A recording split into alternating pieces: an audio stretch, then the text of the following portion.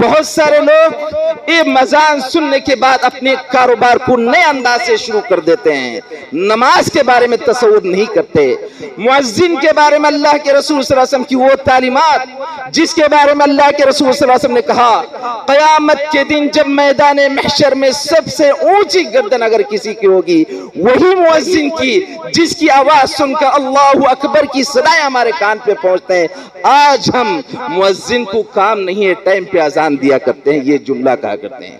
دوستو نمازوں میں غلطی، نماز تو چھوڑ ہی رہے ہیں لیکن نماز کی طرف سے بلانے والا، نماز کی جانب بلانے والے کو ہم برے الفاظ سے کہتے ہیں۔ FG ہمارے اس چینل کو لائک، شیئر اور سبسکرائب کریں اور صدقہ جاریہ کا مستحق بنیں۔ ہمارے نیو اپڈیٹس کے لیے بیل آئیکن دبانا نہ بھولیں۔ اسٹیج پر جلوہ فروز علماء اکرام، ذمہ داران جمعیت و جماعت اور اس مسجد میں موجود تمام مشارکین جماعت، نوجوانان ملت، بزرگوں، دوستوں، عزیز بچوں،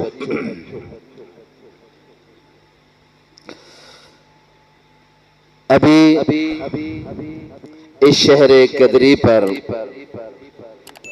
اس مسجد میں اور جس مسجد کو توحید کا نام یا محمدی کا نام جو دیا جاتا ہے اس مسجد میں شریک ہو کر قال اللہ وقال رسول کی باتیں سننے کے لیے آج ہم جمع ہیں۔ حضرات گرامی، ہم لوگ جب بھی کسی دینی محفل کے لیے وقت نکالتے ہیں یا کچھ ٹائم نکالتے ہیں تو ہمارا یہی تصور ہوتا ہے کہ اس کے کیا فائدے ہیں۔ اچھا ہوتا لوگوں کے ذہنوں کے اعتبار سے آج اتوار کا دن ہے، شادی بیاہیں زیادہ ہوا کرتی ہیں، ان شادی بیاہوں میں شریک ہیں، لیکن معزز اور مکرم محترم ہیں وہ لوگ جو اللہ کے گھروں میں سے ایک گھر میں بیٹھ کر اللہ رب العالمین کے فرامین کو اور اللہ کے رسول صلی اللہ علیہ وسلم کے فرامین کو سننے کے لیے بیٹھے ہیں، جس کے لیے اللہ رب العالمین نے یہ وعدہ لے رکھا ہے حفت علیہم الملائکہ۔ ہم لوگوں کا یہ بیٹھنا کوئی فائنانشیل مسئلہ نہیں، یہ اسی طرح ریا و نمود نہیں،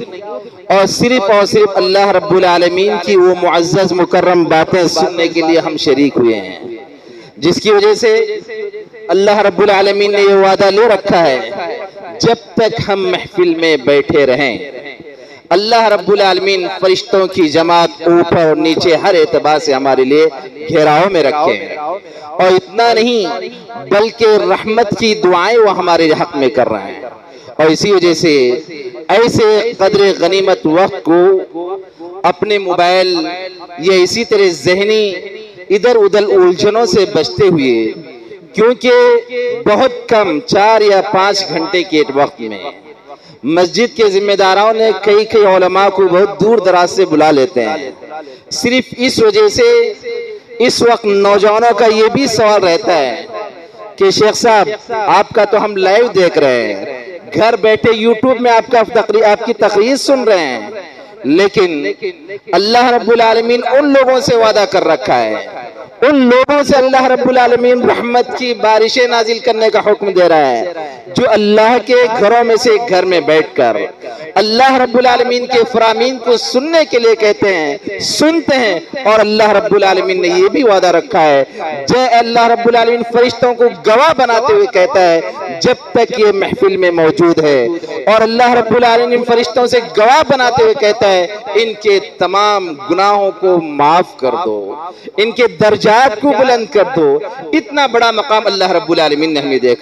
دے رکھا ہے۔ اسی وجہ سے دوستو وقت کو غنیمت سمجھتے ہوئے اپنے ٹوٹی پھوٹی معلومات کے اصلاح کرنے کا یہ دور ہوتا ہے، یہ وقت ہوتا ہے ہمارے سمجھ میں کچھ غلط فہمیاں ہوتی ہیں، اس غلط فہمیوں کو دور کرنے کا ایک وقت ہوتا ہے۔ اسی وجہ سے کسی بھی بات کو ہم متوجہ سے ضرور سنا کریں۔ حضرات گرامی، آپ کو معلوم ہونا چاہیے آج کے اس موقع پر مجھے ایک ایسا موضوع دیا گیا ہے جس کے بارے میں علامہ اقبال نے کہا تھا، مسجد تو بنا دی شب بھر میں ایمان کی حرارت والوں نے، مسجد تو بنا دی شب بھر میں ایمان کی حرارت والوں نے، من اپنا پرانا پاپی ہے برسوں سے نمازی بن نہ سکا۔ حضرات گرامی، اس روئے زمین پر اللہ رب العالمین کے کئی گھر موجود ہیں، اور اتنا نہیں، اللہ رب العالمین نے مسلمانوں کے دلوں کو اتنا اجالا بنا رکھا ہے، اگر ابھی کہا جائے کہ فلاں علاقے میں مسجد بن رہی ہو، ہمارے دل اتنے وسیع ہیں، کوئی زمین دینے کے لیے تیار، کوئی زمین نہیں بلکہ مسجد ہی قائم کر دیتا ہے، لیکن افسوس وہاں پہ آ جاتی ہے جہاں پر ہم آ کے رک کر اپنے گریبانوں میں جب ہم جھانکتے ہیں تو یہ محسوس ہوتا ہے کہ نماز پڑھنے کا حکم نہ دیا گیا ہوتا۔ نماز کے سلسلے میں ہماری کوتاہیاں اتنی اجاگر ہو چکی ہیں جس کی وجہ سے ہر کوئی نماز سے اتنا زیادہ کترانے کی بات کرتا ہے، اور یہاں تک نہیں، لاک ڈاؤن جیسے ہمارے درمیان آیا،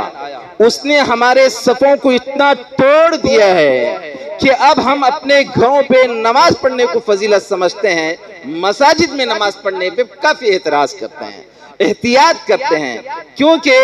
جب لاک ڈاؤن جیسی مصیبت میں ہم گھروں کی نماز ہو ہی جا رہی تھی تو مسجدوں میں جانے کی کیا ضرورت ہے؟ دوستو نہیں، اللہ رب العالمین کا حکم ہے،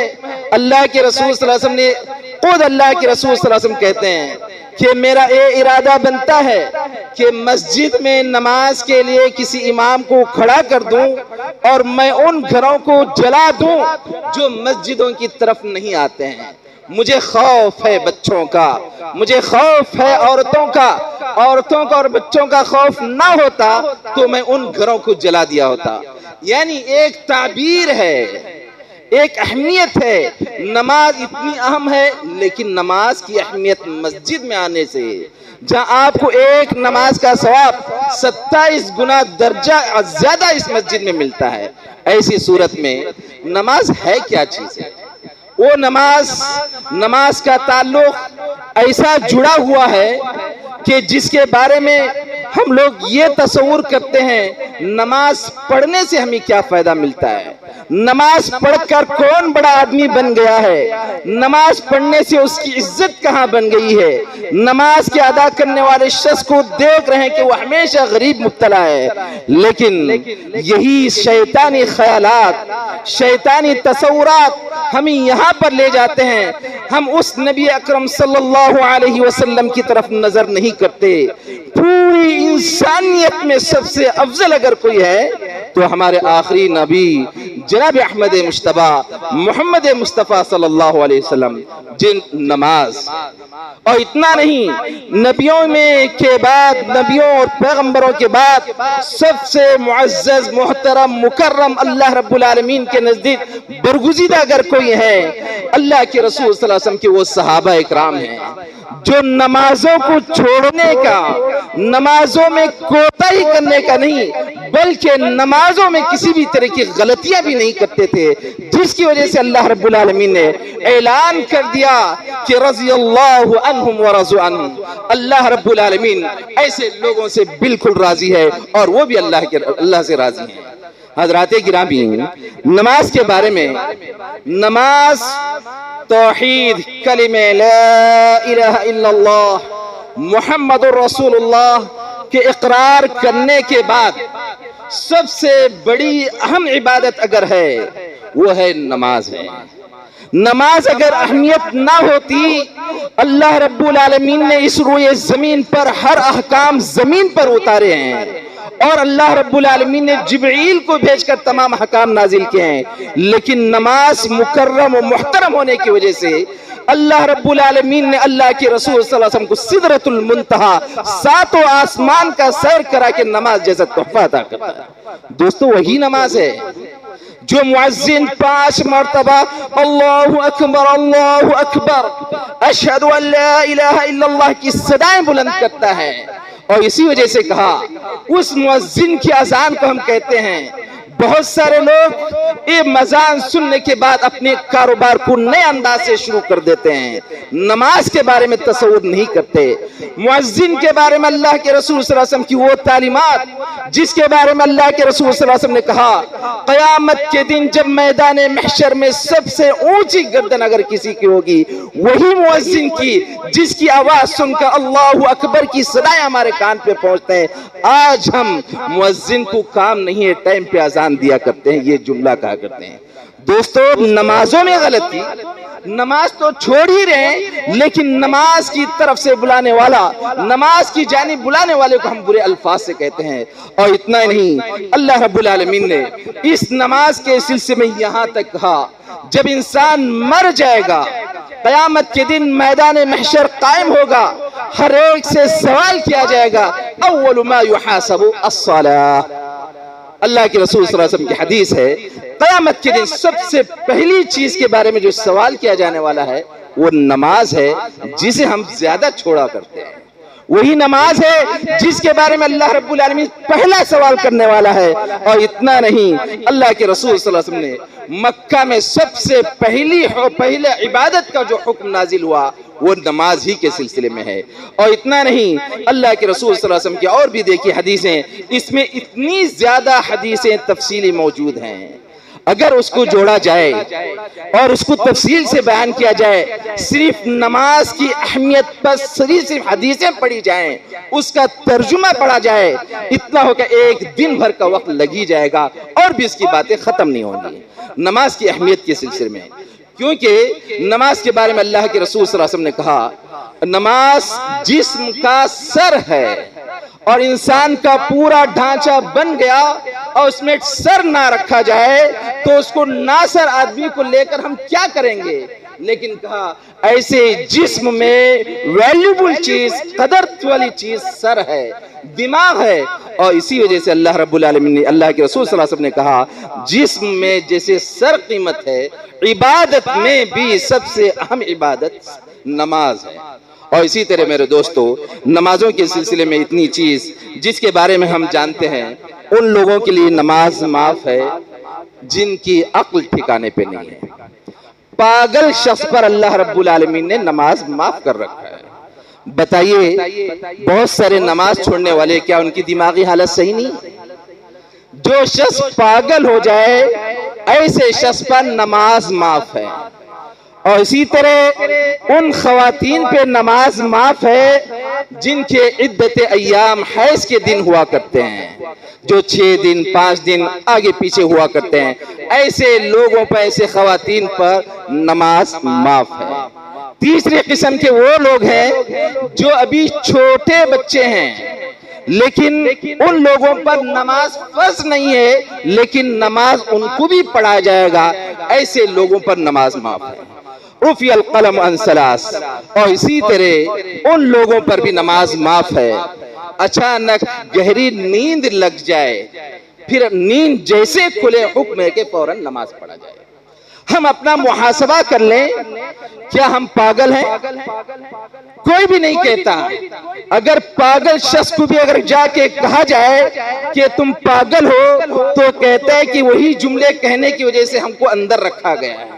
کوئی بھی شخص اپنے آپ کو پاگل نہیں کہتا ہے۔ جب ہم عقل ہیں، دنیا کی سمجھداری میں بہت کچھ عقل رکھتے ہیں تو اللہ رب العالمین نے ہمارے اوپر نماز معاف نہیں کر رکھی ہے۔ اور نہ ہی ہم خواتین ہیں جس کی وجہ سے مہینے میں 5-6 دن جو نماز معاف ہونے والی ہے وہ بھی نہیں ہے۔ اور اسی طرح ہم اتنے چھوٹے بچے ہیں جس کا شعور نہیں ہے، نہ نیند کی حالت میں۔ اور اسی طرح دوستو اللہ کے رسول صلی اللہ علیہ وسلم نے کیا حکم دیا ہے نماز کے سلسلے میں؟ الفرق بین المؤمن والکفر، بین المسلم والکفر الصلاۃ، کہ مسلمان اور اسی طرح کافر کے درمیان اگر فرق کرنے والی چیز کوئی ہے وہ نماز ہے۔ ہم تھوڑا اپنے نفس کا محاسبہ کر لیں، کہ ہمارے نفس کا محاسبہ کر لیں، کیا ہم اپنے درمیان میں موجود بہت سارے مسلم، نان مسلم ماننے والے اپنے ساتھ رشتہ دار سب کچھ رہتے ہیں، ایسے موقع پر وہ بھی نماز چھوڑ رہے ہیں تو ہم بھی نماز چھوڑ رہے ہیں۔ خاص کر نوجوان اس بات کو سمجھ لیں، جب بھی ہم موبائل پہ کوئی چیز دیکھنے میں مگن ہو جاتے ہیں، کسی جگہ بیٹھ کر گپ شپ میں موجود ہوتے ہیں، اس وقت کچھ لوگوں کے دل اتنے نرم ہو جاتے ہیں کہ وہ دوست میرے سے بڑا ہے، قدردان ہے، پڑھا لکھا آدمی ہے، وہ جب نماز کو نہیں جا رہا تو میں کیسے نماز کو جاؤں؟ دوستو، اللہ رب العالمین کا حکم ہے کہ اس کا نام اعمال، اس کا اجر، اس کی چیزیں آپ سے سوال نہیں کیے جائیں گے، آپ کے عمل میں آپ کو کیا رکھا ہے وہ سوال کیا جائے گا۔ ایسے موقع پر نوجوانوں سے بہترین مشورہ یہ ہے، ان لوگوں کے لیے مشورہ یہ ہے، اگر ہم جب دوستوں میں بیٹھتے ہیں، نماز کا حکم ہوتا ہے، چلو بھئی نماز پڑھنے کے لیے چلیں، تو بہت سارے دوست احباب یہ جملہ کہتے ہیں، بہت آئے نماز کی تعلیم دینے کے لیے۔ اس وجہ سے ایسے موقع پر ہمارا حق ہے ہم اکیلے اٹھ کر چلے جائیں، نماز پڑھیں، پھر اس محفل میں شامل ہو جائیں۔ تب ان تمام لوگوں کو احساس ہو جاتا ہے اس بندے نے تو اللہ رب العالمین کا حکم بجا لایا اور ہم لوگ گپ شپ میں رہ گئے۔ اور اسی طرح دوستو، نماز کے سلسلے میں اللہ رب العالمین نے بے شمار چیزیں اور بھی یاد رکھ لیجئے، اللہ کے رسول صلی اللہ علیہ وسلم کی حدیثوں اور صحابہ اکرام رضوان اللہ علیہ اجمعین کے بے شمار واقعات موجود ہیں، اور نماز کے سلسلے میں یہی تصور کیا جاتا ہے۔ ایک واقعہ آپ کے ذہن میں رکھوں، جنگ یرموک کا واقعہ ہے، جس وقت مسلمز اور رومیوں کے درمیان، دوسرے الفاظ میں عیسائیوں کے درمیان ایک بہت بڑی جنگ لڑی گئی، جسے جنگ یرموک کہا جاتا ہے، 15 ہجری میں لڑی گئی۔ حضرات گرامی، اس جنگ کے سلسلے میں یہ تصور ہے، رومی 2 لاکھ اور 2.5 لاکھ کے درمیان ان کی تعداد ہے۔ کتنی؟ 2 لاکھ اور 2.5 لاکھ کی تعداد ان کی ہے، اور اسی طرح تاریخ شاہد ہے مسلمانوں کی تعداد 36,000 سے لے کر 40,000 کے درمیان موجود ہے۔ سمجھ رہے ہیں؟ کس کے درمیان؟ اسلام کی جنگ ہے۔ رومیوں کے سردار ہرقل اس وقت بادشاہ وقت رہتا ہے، اور اس وقت مسلمانوں کی طرف سے کمانڈر سنبھالنے والے ابو عبیدہ بن جراح رضی اللہ عنہ، جب میدان جنگ، جب پورے رومی اپنے ہوش و حواس سنبھالتے ہوئے یہ کہتے ہیں، اس چھوٹی سی جماعت، مختصر جماعت کو ہم چٹکیوں میں اڑا دیں گے، جن کی تعداد 36,000 40,000 ہے، جبکہ ہماری تعداد 2.5 لاکھ کے برابر ہے، ان لوگوں کا مقابلہ کرنا کیا مشکل کام ہے۔ یہی ہوتا ہے اس میدان جنگ میں، جنگ یرموک میں، ہر ایک مسلمان کے ساتھ رومیوں کی بڑی بڑی تعداد مقابلہ کرنے کے لیے آتی ہے، لیکن مسلمانوں نے ان کے ایسے چھکے چھڑا دیے، ایسی ان کی خطرناک سزائیں دے دیے، فوراً میدان جنگ چھوڑ کر بھاگ کر چلے گئے۔ اس کا تعلق نماز سے کیا ہے؟ اس جنگ سے نماز کا تعلق کیا ہے؟ آئیے، ہرقل جو بچا ہوا تھا، بہت سارے اس وقت موجود ان کے لیڈروں کو جمع کرتا ہے، جمع کرنے کے ساتھ ساتھ یہ کہتا ہے کہ اتنی بڑی تعداد ہونے کے باوجود، اتنی بڑی فوج ہونے کے باوجود، سامان سے لیس ہونے کے باوجود، اسلحوں سے لیس ہونے کے باوجود، سواریوں سے موجود، سواریاں تمام کے تمام موجود ہونے کے باوجود، ہمارا اس میدان جنگ میں شکست ہونے کا سبب کیا ہے؟ تب اس وقت کئی لوگ کہتے ہیں، سمجھ میں نہیں آ رہا، اس وقت جنگ لڑنے والے کوئی جنات کی طاقت نہیں تھی، اس وقت جنگ میں لڑنے کے لیے ریموٹ کنٹرول جیسے اسباب نہیں موجود تھے، اس وقت جنگ لڑنے کے لیے ایسی ٹیکنالوجی موجود نہیں تھی، کسی نے بٹن دبا دیا ہو اور پورے مخالفین کو ختم کر دیا گو، ایسا کوئی دور نہیں تھا، اور نہ ہی اس جنگ میں کوئی فرشتوں کی بڑی جماعت آئی جسے لوگوں نے محسوس کیا ہو، یہ بھی نہیں تھا۔ تب پھر کیا وجہ ہے کہ اچانک اس جنگ میں مسلمانوں کو فتح نصیب ہوتی ہے اور ہم رومیوں کو شکست نصیب ہوتی ہے؟ اس میں کئی لوگوں سے کئی دن سے مباحثہ ہونے کے بعد جب پوچھا جاتا ہے بتاؤ اس کا سبب ہے، اس میں موجود ایک تجربے کار بزرگ آدمی جنہوں نے اس جنگ کا پورا نظارہ کیا ہے، دونوں طرف سے دیکھ کر انصاف کے نظریے سے وہ باتیں کہتا ہے اور کہتا ہے، اے رومی کے بادشاہ، اس جنگ میں شکست کھانے کی چند وجہ ہیں، جس کے بارے میں کہتے ہیں یقومون اللیل، یہ مسلمانوں کی تعداد، یہ جو مسلمان ہیں یہ وہ مسلمان ہیں جن کو ہم بغیر اسلحے کے ساز و سامان کی پوری تیاری کیے بغیر میدان میں جنگ میں پہنچے ہیں۔ یقومون اللیل، یہ وہ مسلمان ہیں جو رات کی تاریکی میں اٹھ کر اس اللہ رب العالمین کے سامنے گر گیا کر، اس اللہ رب العالمین کے سامنے سجدہ ریز ہو کر اللہ رب العالمین سے دعا کرتے ہیں، اے میرے رب، اے دونوں جہان کے پالنے والے، اے کائنات کے نظام سنبھالنے والے، آج تیرے دین کو اجاگر کرنے کے لیے، تیرے اسلام کو اونچا کرنے کے لیے، تیرے حکم کی فرائض کو بجا لانے کے لیے ہم تیرے سامنے سجدہ ریز ہیں، نمازیں پڑھ رہے ہیں، رات کی نمازیں پڑھ رہے ہیں۔ دین کے فرائض کی بات نہیں ہو رہی ہے، یہ دین کے فرائض کی بات نہیں ہو رہی ہے، رات کے تہجد کی نمازیں وہ پڑھ رہے ہیں اور اللہ رب العالمین سے مدد طلب کر رہے ہیں، اور وہ بزرگ کہتا ہے یہ نمازوں کا معاملہ ہے۔ دوسرا جملہ وہ کہتا ہے یصومون النہار، وہ دن میں اللہ رب العالمین کے لیے روزہ رکھتے ہیں۔ یہی ہے جب ہم تاریخ اہل حدیث کو جب دیکھتے ہیں، ہمارے اسلاف کے کردار کو جب ہم دیکھتے ہیں، بے شمار ایسے واقعات اس ہندوستان کے ہمیں ملتے ہیں جب بھی دشمنان اسلام یا اسلام دشمن یا اسی طرح ہمارے مخالفین جب ہم پر دشمنی کی حدیں پار کرتے ہیں، اس وقت جماعت کے امیر، جماعت اور جمعیت کے امام اور لوگوں کے رہبر لوگوں کو حکم دیتے ہیں، دوستو ہمارے پاس اس سچویشن پہ ہم آ چکے ہیں، اس ڈگر پہ ہم پہنچ چکے ہیں، ہمارے پاس کوئی پاور نہیں ہے، ہمارے پاس کوئی پیسہ نہیں ہے، ہمارے پاس کوئی اتنا انتظام نہیں ہے کہ ہم ان دشمنوں کا مقابلہ کریں۔ اس وجہ سے تمام کی تمام میں جتنے مسجد میں موجود لوگ ہیں، آج کے دن تم روزہ رکھ لیا کرو، صرف اس وجہ سے کہ دشمنوں کے خلاف ہمیں فتح نصیب ہو، اور آج کے دن رات میں اٹھ کر تہجد کی نماز پڑھ لیا کرو۔ یہ ہمارا اسلاف کا کردار تھا اور ہماری تاریخ کی گواہی تھی، اور اسی وجہ سے جب اللہ کے رسول صلی اللہ علیہ وسلم جنگ بدر کے موقع پر، میدان جنگ پر اللہ کے رسول صلی اللہ علیہ وسلم جب 313 ہیں اور ہزاروں کی تعداد میں اس جگہ موجود ہیں، از اللہ کے رسول صلی اللہ علیہ وسلم جا کر گر گراتے ہیں، سجدے سے اپنا سر نہیں اٹھاتے، اور یہاں تک کہ ابو بکر صدیق رضی اللہ تعالیٰ کو کہنا پڑتا ہے اے نبی محترم، اے نبی آخر الزمان، اللہ رب العالمین آپ کو کبھی رسوا نہیں اٹھا کرے گا، آپ اپنے سجدے سے سر اٹھائیے، یقیناً اللہ رب العالمین کامیابی دے گی۔ آج ہم سوال کرتے ہیں ہمیں نماز میں کیا ملتا ہے، ہمیں نماز سے کیا فائدہ ہے؟ اتنی بڑی بڑی طاقتوں کو، اور اسی طرح اس میں 5 صفتیں، یقومون اللیل ویصومون النہار ویوفون بالعہد، وہ عہد و پیمان کے مکمل پاسداری کرنے والے مسلمان تھے۔ عہد و پیمان میں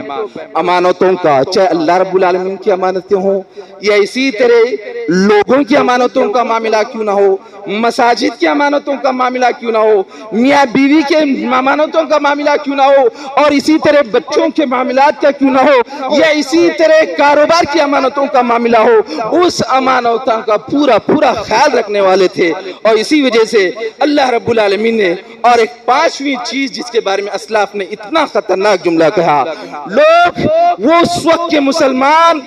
لوگوں کے ساتھ، اپنوں کے ساتھ، غیروں کے ساتھ انصاف کا معاملہ کرتے تھے۔ یہ سوال پہ اس جگہ جملہ لکھا جاتا ہے، انصاف کرنے کا جو معاملہ ہے، لوگ اپنے ہو، غیر ہو، مسلم ہو، غیر مسلم ہو، اور اونچ امیر ہو، غریب ہو، سب کے ساتھ انصاف کرنے کا معاملہ ہے۔ اس جگہ یہ جملہ لکھا جاتا ہے، کوئی بھی حکومت ظلم کرنے والی آ جائے، لوگوں کے ساتھ وہ انصاف نہیں کر رہی ہے، چاہے اس کا پاور کتنا بڑا بھی کیوں نہ ہو، یقیناً شکست کھائے گی۔ بہرحال جنگ یرموک کو اللہ رب العالمین نے اتنی آسانی سے فتح کیا۔ دوستو جب نماز کا معاملہ جب آتا ہے، نماز سے ہمیں کیا فائدہ ملتا ہے؟ یہی نمازیں ہیں۔ جب نماز پڑھنے کی بات آتی ہے، بہت سارے ہمارے درمیان میں موجود ہم اپنے ایک دوسرے کے دشمن کسی معاملے سے ہو گئے ہوتے ہیں، ایک دوسرے سے نفرت کرنے والے تو ضرور ہو گئے ہوتے ہیں، لیکن جس کی ایک شخص کی نفرت کی وجہ سے مسجد کی ڈھیلی چڑھتے ہوئے انکار کرتا ہے، ایک شخص کی نفرت کی وجہ سے وہ شخص مسجد میں آنے سے انکار کرتا ہے اور کہتا ہے فلاں جگہ فلاں ذمہ دار ہونے کی وجہ سے اس مسجد میں قدم نہیں رکھتا۔ اگر دوستو اس وقت تمام مساجد میں یہ پھیلتی ہوئی بیماری ہے، فلاں امام کو آپ نے رکھا ہے جس کی وجہ سے ہم نماز تمہارے پیچھے نہیں پڑھتے، اور فلاں لوگوں کو تم نے نماز پڑھنے کے لیے رکھا ہے، تمہارے مسجد کے ذمہ دار فلاں ہیں جس کی وجہ سے ہم نماز نہیں پڑھتے۔ دوستو ٹھنڈے دماغ سے اپنے ہوش و حواس سنبھالتے ہوئے حضرت عثمان غنی رضی اللہ تعالی عنہ کے واقعے کو کبھی آپ نے سنا؟ عثمان غنی رضی اللہ تعالی عنہ جن کے بارے میں اللہ کے رسول صلی اللہ علیہ وسلم نے یہ جملہ کہا تھا، اے عثمان نیکی کرو یا نہ کرو، اللہ رب العالمین نے تمہارے لئے جنت کا وعدہ لے رکھا ہے۔ اور یہی عثمان کے بارے میں اللہ کے رسول صلی اللہ علیہ وسلم نے کہا، میدان جہاد میں ہو، ہر میدان میں صدقہ و خیرات کرنے کے سلسلے میں اتنے آگے تھے، اے عثمان بس کرو تمہارے صدقات قبول ہو چکے ہیں۔ یہی عثمان جب میرے معونہ اس پانی کے لیے لوگوں کے لیے کنواں خرید کے لوگوں کو وقف کر دیا گیا، لیکن یاد رکھو جب عثمان رضی اللہ عنہ کا وہ وقت آیا جب بلوائیں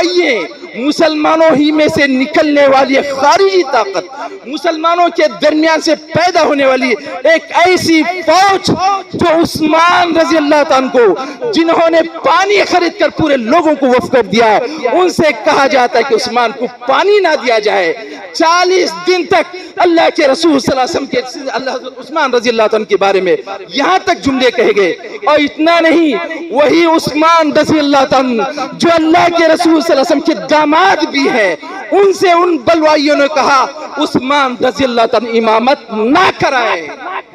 سمجھیے بات، وہ مسلمانوں میں نکلنے والی ایک طاقت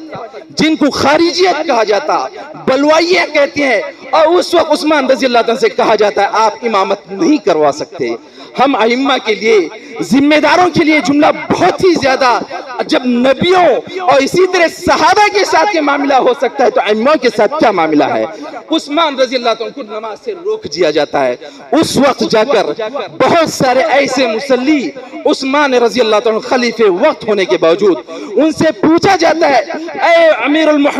المؤمنین، آپ ہم ایسے سچویشن پہ ہمیں چھوڑ رہے ہیں، ایسے خطرناک مومنٹ میں ہیں جس وقت آپ کے پیچھے ہمیں نماز پڑھنے نہیں دیا جا رہا، آپ کو امامت سے روک دیا گیا، اور جبکہ ایسے لوگوں کو نماز پڑھنے کا حکم دیا جا رہا ہے جو ہمیں بالکل پسند ہے، غلط حرکتیں کرنے والے ہیں، نافرمانی کرنے والے ہیں، ایسے موقع پر اے امیر المؤمنین آپ ہمیں کیا حکم دیتے ہیں؟ اس وقت عثمان رضی اللہ عنہ نے کیا بہترین جملہ کہا۔ دوستو اس جملے کو ذہن میں رکھیں، اللہ حضرت عثمان رضی اللہ عنہ کہتے ہیں فَحْسِنُوا إِذَا أَحْسَنْتُمْ، اے لوگوں اگر وہ اچھے کام کر رہے ہیں تو آپ ان کی اچھائی کے ساتھ